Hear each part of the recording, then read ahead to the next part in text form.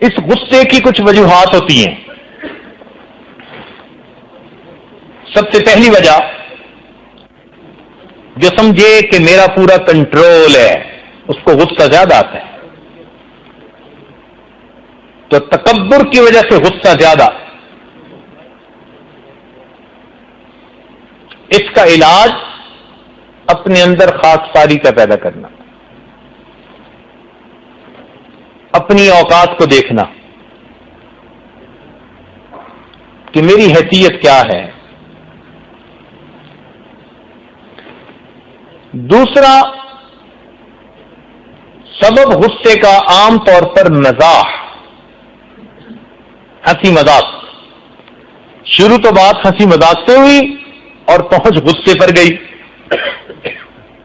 تو ہنسی مذاق سے انسان بچے. ایسی دل لگی کرنا کہ جس سے خود بھی خوش ہو، دوسرے کا دل بھی خوش ہو، یہ نبی علیہ السلام کی مبارک سنت ہے. لیکن ایسے مزاح کرنا کہ ایک تو ہنسے اور دوسرے کا دل ٹوٹے، اس کو منع کیا گیا. فبتی کسنا،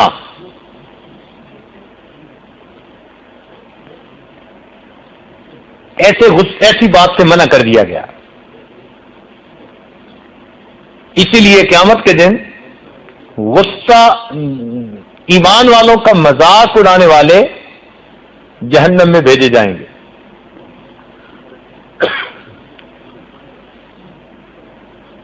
قرآن مجید کی آیت بتاتی ہے کہ اللہ تعالیٰ ان کو کہیں گے کہ تم تو مذاق اڑاتے تھے، استہزاء کرتے تھے ان لوگوں کا. غصے کی تیسری وجہ عیب جوئی، کہ لوگوں کے عیبوں پہ نظر ہونا. آپ نے دیکھا ہوگا کئی لوگ ہر ایک سے بیزار ہوتے ہیں.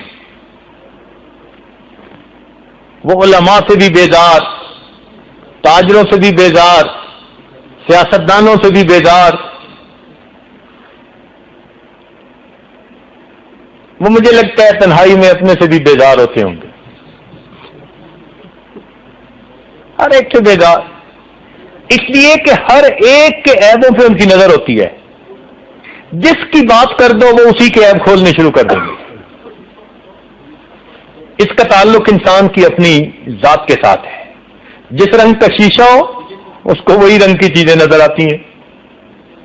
جس نے بدگمانی کا چشمہ آنکھوں پہ چڑھا لیا اس کو ہر بندے کے اندر عیب نظر آئیں گے. اور جس کو حسن ظن کی نعمت نصیب ہو گئی اس کو سب اللہ کے بندے اچھے نظر آئیں گے. نظر اپنی اپنی، پسند اپنی اپنی. تو چونکہ عیبوں پہ نظر ہوتی ہے اس لیے پھر غصہ آتا ہے. چنانچہ بیوی کی اچھائیوں کو نہیں دیکھتے، چھوٹی چھوٹی باتوں میں اس کی کمزوریوں پہ نظر. معمولی سی غلطی اس کے مہینوں اور سالوں کی خدمت پہ پانی پھیر دیتی ہے. یہ کبھی توفیق نہیں ہوئی کہ اس نے اتنا عرصہ خدمت کی، بچوں کو پالا، گھر کی رکھوالی کی، اپنے عزت و ناموس کی حفاظت کر کے بیٹھی رہی. جس حال میں نے رکھا اسی حال میں گھر میں گزارا کیا، خوبیوں پہ نظر نہیں جاتی. بس گھر میں آئے اور کھانا ذرا دیر سے تیار ہوا، نمک اوپر اور نیچے ہو گیا تو بس غصے میں آ کے معلوم نہیں کیا کیا سنا.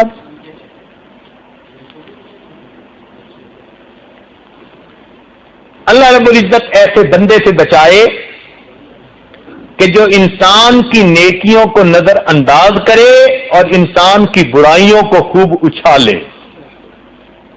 حدیث پاک میں ایسے بندے کو بہت برا دوست کہا گیا ہے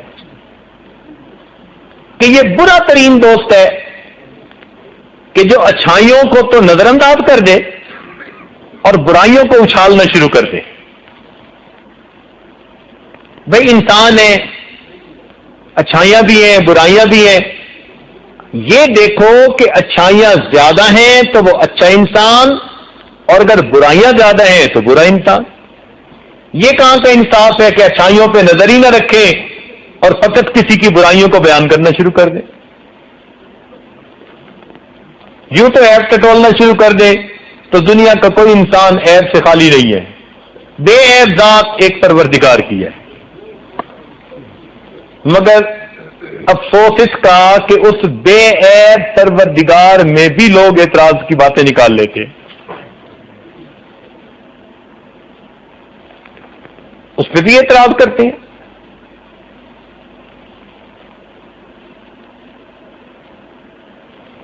ایک دہریہ کہنے لگا کہ جی تمہارے پروردگار کی ایک بات بڑی عجیب ہے کہ اس میں فیوریٹزم بہت زیادہ ہے. کیسے کہ جی وہ داڑھی والوں کی دعا قبول کرتا ہے, دوسروں کی قبول نہیں کرتا. اب بتاؤ اس کو اس پہ اعتراض. میں نے کہا 2 بیٹے ہوں آپ کے, اور ان میں سے ایک بڑا خدمت گزار فرما بردار ہو اور دوسرا کہ میں آپ کو اپنا باپ ہی نہیں مانتا, تو جو باپ ہی نہیں مانتا آپ اس کی بھی بات مان لیں گے یا دوسرے کی بات مانیں گے؟ کہتے نہیں, جو لوگوں میں کھڑے ہو کے صاف کہہ دے کہ میں اسے اپنا باپ ہی نہیں سمجھتا, میرا اس کے ساتھ کیا تعلق. میں نے کہا یہی پروردگار کا. بندے سارے اسی کے ہیں, لیکن جس نے ایمان قبول ہی نہیں کیا, اللہ تعالیٰ کی وحدانیت کی گواہی نہیں دی, اس نے گویا اپنے پروردگار کو تسلیم ہی نہیں کیا. اب اس کا کیا تعلق اللہ سے رہا؟ یہ تھوڑا ہے کہ اس کے باوجود اللہ دنیا میں ان کو رزق دے رہا ہے. ان کی تو روٹی پانی بند کر دیتا تو بھی ٹھیک تھا. یہ بھی کرم ہے مالک کا. تب اسے جا کے کچھ بات سمجھ میں آئی. تو عیب ڈھونڈنا تو بڑا آسان ہے, اور آج یہی المیہ ہے کہ دینی محفلیں نصیب نہ ہونے کی وجہ سے گھروں کے اندر میاں بیوی ایک دوسرے کے عیب جوئی میں لگے ہوئے ہوتے ہیں. خامد عیب ڈھونڈتا ہے اپنے ماں باپ کو بتائے, بیوی عیب ڈھونڈتی ہے اپنے ماں باپ کو بتائے. محاذ آرائی, انتہائی بے وقوفی کی بات ہے. غصے کی چوتھی وجہ ضد اور عناد. کئی مرتبہ انسان ضد میں آ کے غصے میں آ جاتا ہے. تو غصے کے نقصانات پہ غور کرے کہ اس کا نقصان خود مجھے ہی ہوگا اور کس کو ہے. کئی مرتبہ انسان حرص کی وجہ سے دوسرے سے غصہ کرتا ہے. اس کا علاج قناعت میں ہے. تو اگر ان وجوہات کو ختم کر لیا جائے تو انسان کا غصہ اس کے قابو میں آ جاتا ہے. تاہم نبی علیہ الصلوۃ والسلام نے اس بیماری کا علاج بہت تفصیل کے ساتھ بتایا.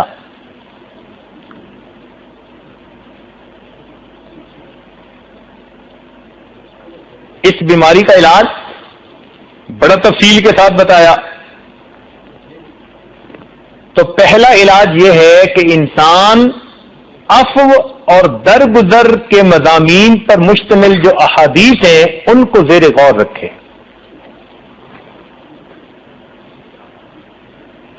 چنانچہ حدیث پاک میں فرمایا گیا وما زاد اللہ عبدا لعفو الا عزا, کہ جو انسان دوسرے کو معاف کر دیتا ہے اللہ تعالیٰ اس کی وجہ سے اس بندے کی عزت میں اضافہ فرما دیتے ہیں.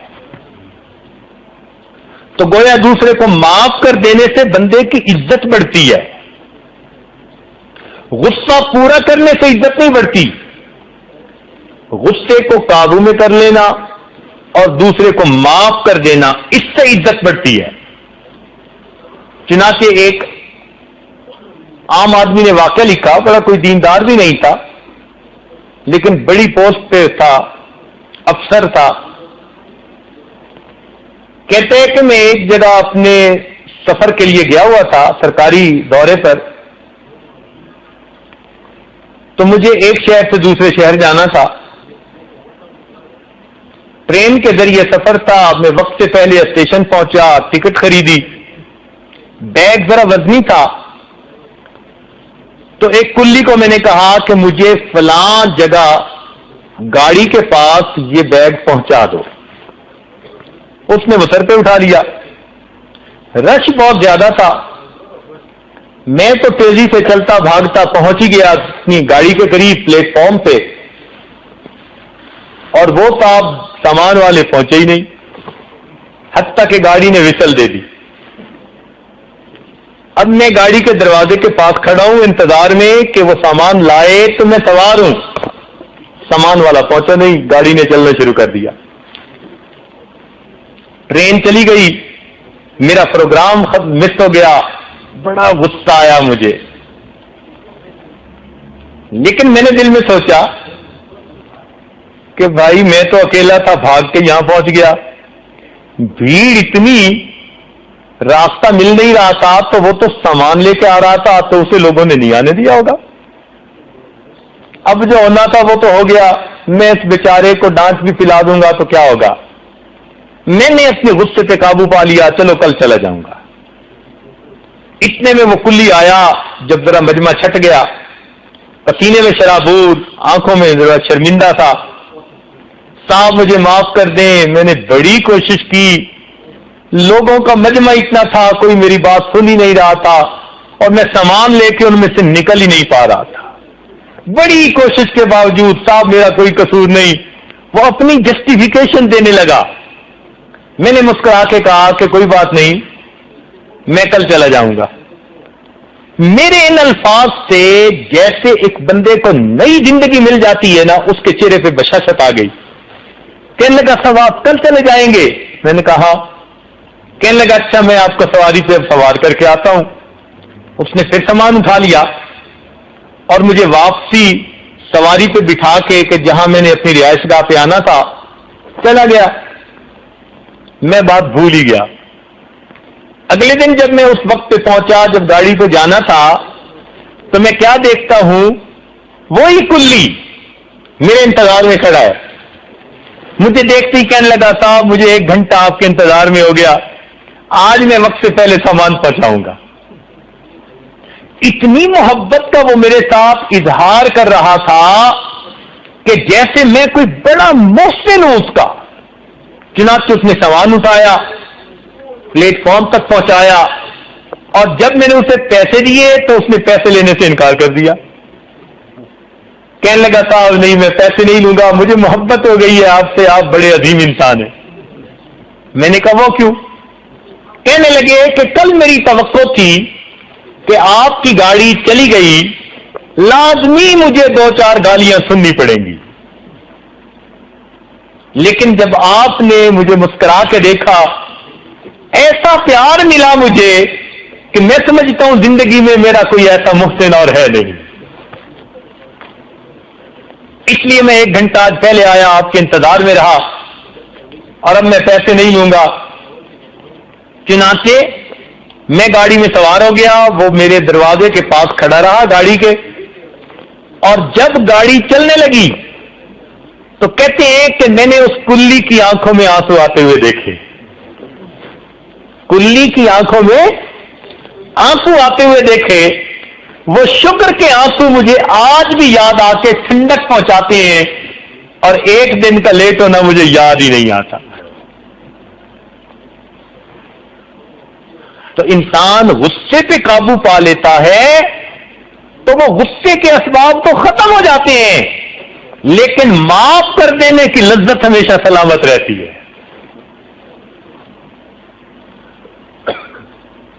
تو اس لیے گھر میں غصہ زیادہ کرنا، بیوی بچوں کو مصیبت میں ڈال دینا کوئی عقل مندی کی بات نہیں ہے۔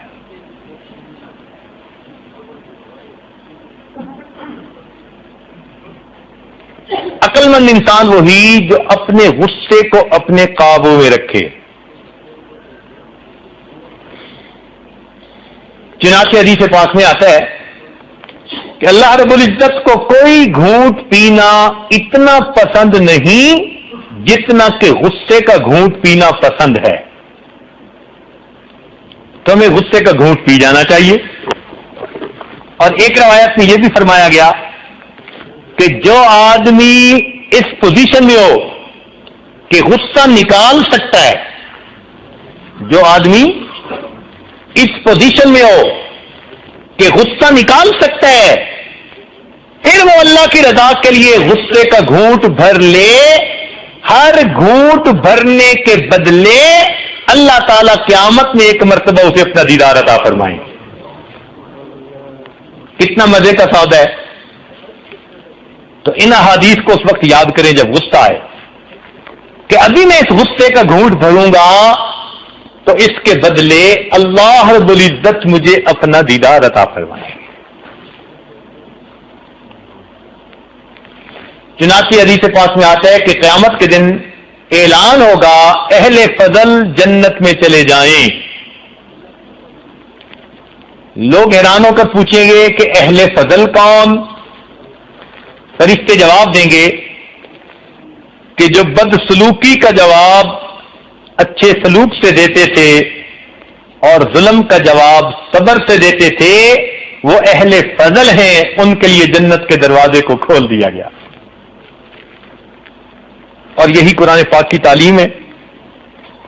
اللہ تعالی ارشاد فرماتے ہیں ادفع باللتی ہی احسن، تم برائی کو اچھائی کے ساتھ دھکیلو، برائی کے جواب اچھائی کے ساتھ دو۔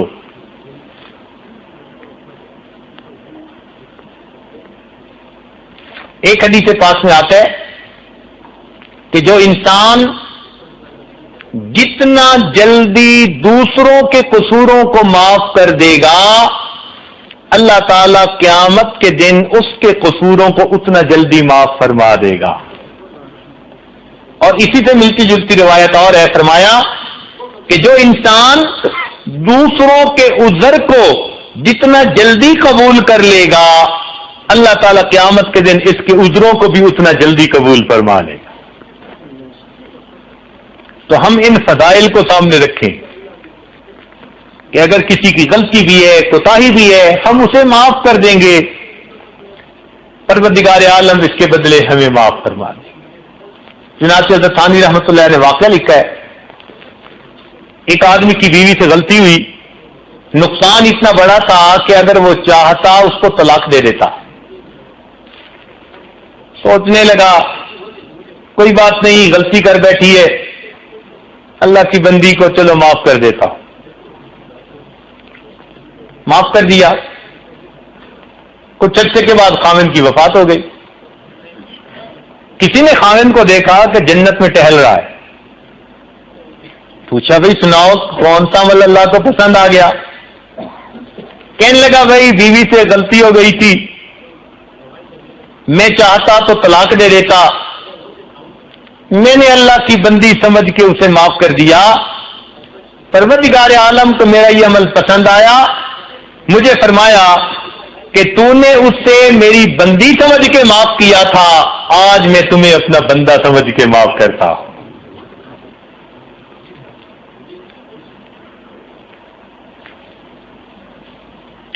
حدیث پاک میں آتا ہے کہ اللہ رب العزت کی رحمتیں جس قدر نرمی پر نازل ہوتی ہیں اس قدر سختی کے اوپر نازل نہیں ہوتی۔ اللہ تعالیٰ کی رحمتیں جس قدر نرمی پہ نازل ہوتی ہیں اتنی رحمتیں سختی پر نازل نہیں ہوتی۔ کرو مہربانی تو محل زمیں پر، خدا مہرباں ہوگا عرش بری پر۔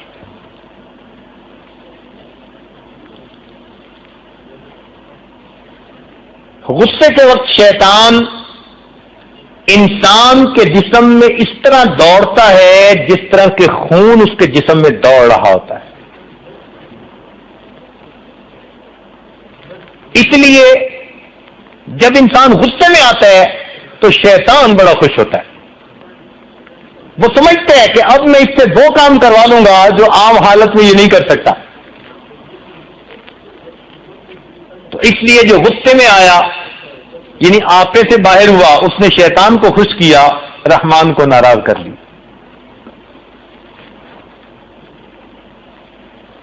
نبی علیہ الصلوۃ والسلام نے عجیب بات فرمائی، فرمایا صل من قطعک، یہ جوامع الکلم میں سے ہے، احادیث میں سے۔ لوگ تو کہتے ہیں نا دریا کو کوزے میں بند کر دیا، یہ سمندر کو کوزے میں بند کر دیا ہے۔ سل من قطعک، جو تجھ سے توڑے تو اس سے جوڑ۔ یہ نبی علیہ السلام کی حدیث مبارکہ، جو تجھ سے توڑے تو اس سے جوڑ۔ واعف عمن ظلمک، جو تجھ پر ظلم کرے تو اسے معاف کر دے۔ واحسن الی من اساء الیک، اور تجھ سے برا سلوک کرے تو اس کے ساتھ اچھے سلوک کرے۔ تو یہ نبی علیہ السلام کی سنت ہے۔